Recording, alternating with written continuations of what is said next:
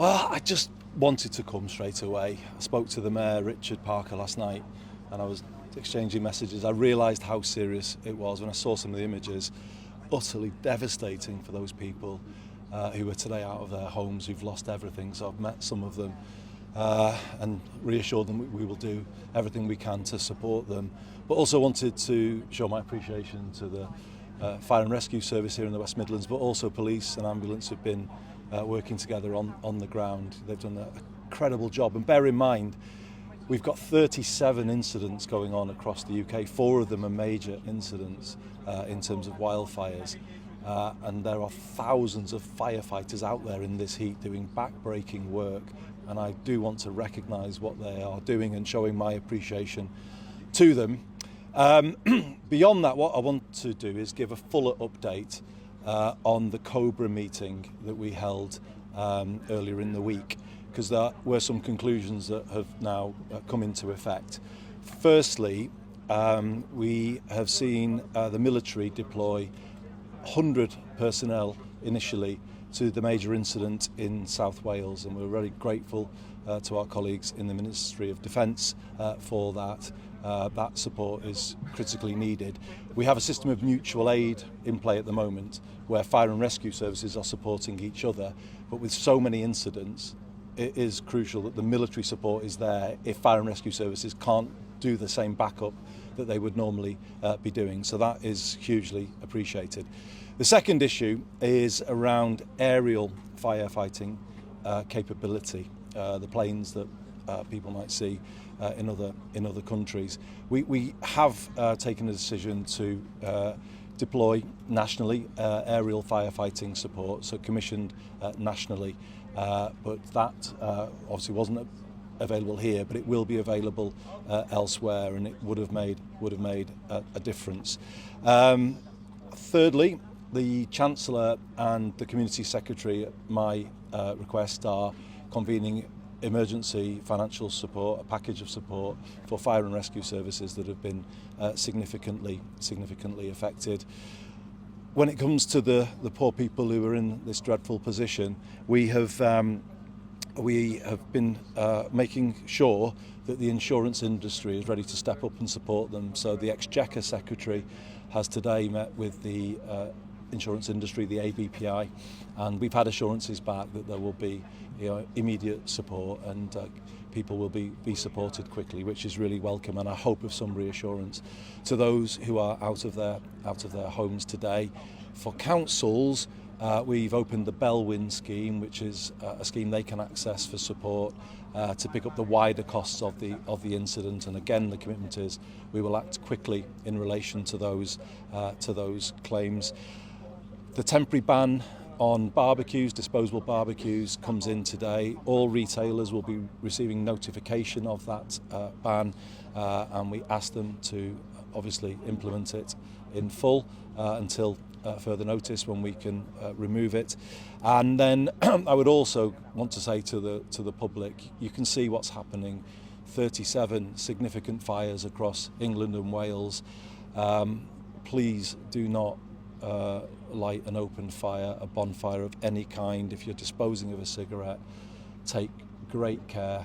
This is obviously a really combustible situation, literally, and we need to respect that fact and make sure that no one is taking any risk, because you're taking risk with other people's homes, with other people's lives, if you act recklessly in this moment. The final thing is just to point to the wider issues related to the changing climate in which we are living. It's clear that the climate is changing. Everybody can see that, and we have to react accordingly. So I will convene in the summer, at the end of the summer, I should say, a summit with fire and rescue services to make sure they are properly resourced going forwards. We've lost firefighters in recent years. I know it as a former mayor, from a very grassroots level, some of the pressures on our fire and rescue services. I can't say today that we've done enough to fully resource them to deal with these type of incidents, and I want our firefighters to know that I understand how it seems from their point of view, and I'm going to convene that summit to make sure we get in place the right support, including the aerial support permanently if that is what they deem is needed. Obviously there's other adjustments that we need to make in relation to climate change. We might be in for a wet autumn and winter straight after this because of El Nino and some of the issues there, which was reported to Cobra. So after fire could come floods. So we have to face up to the changing climate, and I think we need a different debate about that. There's no point denying where we are. We need to face up to it. We need more clean energy. We need to see that transition accelerate. Those are all of the issues that are now in discussion, but the Cobra meeting earlier this week I think has enabled us to mobilise resource today to individuals, to communities and to our fire and rescue services, and we're very, very grateful to them. You've just been down and had a look at some of these properties that have been completely destroyed, others been severely damaged. What was your reaction looking at the smouldering ruins? I've never seen anything like it. I mean, I dealt with wildfires in Greater Manchester, but nothing on this scale. I've never seen scenes like this in Britain, where you just see a whole house gutted, smouldering. And I met one of the families whose house had gone up in that way. So you can imagine how distressing that is for them, and you feel for them. The kids have had to go elsewhere. It's just unbelievably devastating for people in this position. So it's why I'm here. That's why I'm here. I just wanted to show that we're on the ground. We understand how difficult this is for everybody, and we will put in place the support to help people get back to where they should be as soon as possible. You've also been briefed by the Chief Fire Officer and you spoke to the crews here. Is there any indication as to how these fires, not just here but across the country, have started? How culpable are individuals? These aren't all wildfires, are they?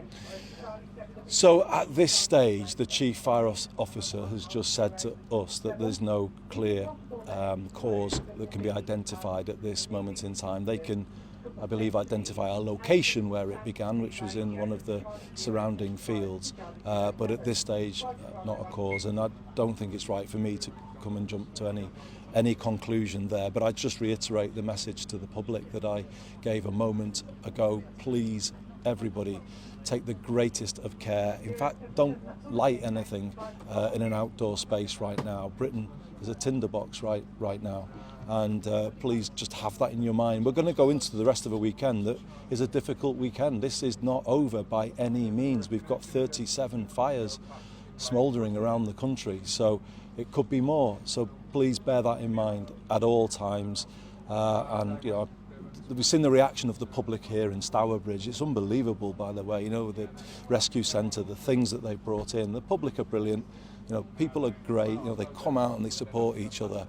Just that one person who doesn't think, lets everybody down. Please don't do it.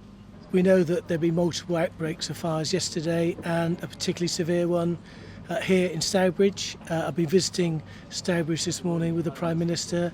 We've met some of the people that had to leave their homes last night, and met a couple who sadly lost their home yesterday evening, this morning, and we've just visited some of the locations of the fire in this part of Stourbridge, and it's devastating what we've seen.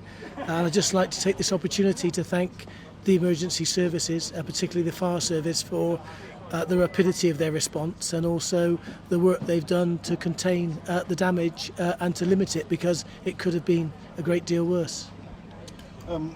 Anyone with a shred of humanity feels incredibly sorry for the people who have to. How are they coping, considering? Look, I think the people I met are still in shock, actually, and they've been devastated what's happened to them, and they've lost personal possessions, and they're doing the best they can to cope. But what we have to do is ensure they get all the support they need, so that they can get their lives back on track at the right time. But at the moment, I think many of them are still, frankly and understandably, still in shock. Just heard from the Prime Minister measures that are going to be taken from central government. Obviously, local government is going to be down to you to help deliver that, but what else specifically locally can you do? Well, I'm really pleased that across the West Midlands we've got a pilot project with the Department for Environment, looking at how we plan future investment on our transport system, and where we build new homes, recognising the challenges of climate change. And also we need to look and deal more proactively with the risks that we face, including building firewalls in communities around places like this, so that if fire does take hold, there are ways of preventing it crossing roads and travelling so fast across fields and open ground into places where people live. And lastly, you hope that people take this as a warning as we go into a weekend, you know, whether it's Camden Hill Park or Walsall Arboretum or whatever, it brought into focus just how serious people need to take it. Oh, absolutely, they need to take it seriously, and also people need to behave responsibly. I was travelling here this morning behind someone who casually threw a cigarette out of the window of their car.